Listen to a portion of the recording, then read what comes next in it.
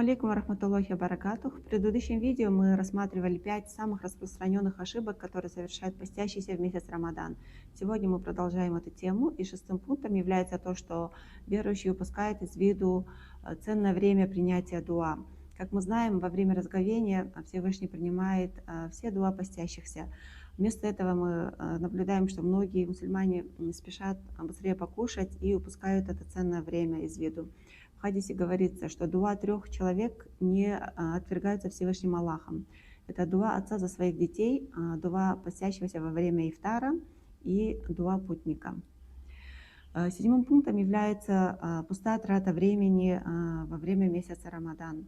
Мы знаем, что время пролетает очень быстро, и мы не успеем оглянуться, как Рамазан уже скоро завершится. И никто не знает, доживем ли мы до следующего Рамадана или нет. Поэтому давайте ценить то время, которое мы сейчас имеем, а не тратить его впустую на просмотр телевизора, либо просиживание в интернете. 8 пунктом является пренебрежение Кораном. То есть нельзя допускать, чтобы во время священного месяца ваш Коран пылился на полке, и вы ни разу его не открывали. Даже если вы плохо читаете Коран, нужно стараться хотя бы 1-2 аята в день прочитать. Этого будет достаточно, чтобы получить большую награду. А если вы вообще не умеете читать, это как раз хорошее время, чтобы вы начали изучать арабский алфавит и записались на курсы. Тем более сейчас очень много бесплатных онлайн-курсов, которые предоставляют такую возможность. 9 пунктом является то, что женщины пренебрегают поклонением во время хайза.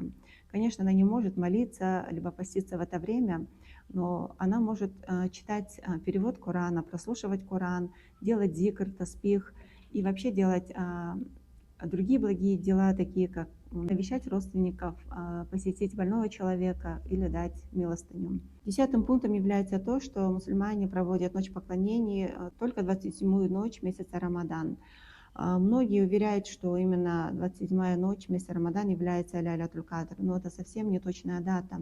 Пророк Мухаммад, саллаллаху алейхи вассалям, сказал: ищите Ляйлятуль Кадр последние 10 нечетные дни месяца Рамадан. Это может быть 23, 25, либо 29 числа.